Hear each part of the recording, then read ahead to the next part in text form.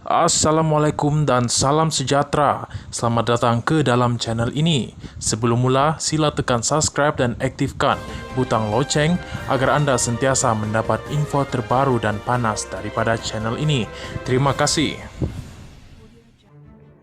Tumpuan SPRM kes skala besar bukan lagi bilis, kata Perdana Menteri.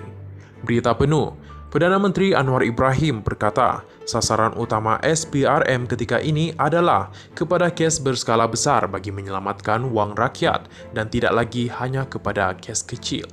Selain itu, katanya, SPRM akan melaksanakan siasatan dan pencegahan yang berkesan yang pada masa sama meningkatkan keyakinan masyarakat dalam usaha kerajaan menangani rasuah. Kerana kalau dulu terlalu banyak masa dan tenaga tumpu untuk menangkap ikan-ikan bilis ini yang tak akan banyak membantu, kerana rasuah sudah menjadi sesuatu yang sistemik. Saya percaya tumpuan kepada kes skala besar yang telah dan sedang dijalankan akan memastikan bahawa rakyat, penjawat awam dan pimpinan politik bahawa SPRM lebih agresif, kata Anwar Ibrahim pada waktu pertanyaan menteri di Dewan Rakyat hari ini.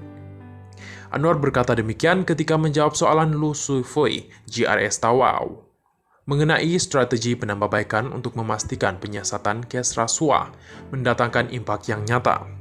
Menurut Anwar, antara kes berskala besar yang disiasat ialah skandal Jabatan Air Negeri Sabah, sindiket curi elektrik melibatkan lombong Bitcoin, tuntutan palsu dana insentif program Penjana Kerjaya, dan sindiket pengurangan saman trafik. Menjawab soalan tambahan law berkenaan pengubalan undang-undang berkaitan dana politik, Anwar berkata kerajaan komited untuk meneruskannya, namun ia masih di peringkat awal kerana beberapa laporan perlu diteliti sebelum dikemukakan kepada jawatan kuasa pilihan khas Parlimen.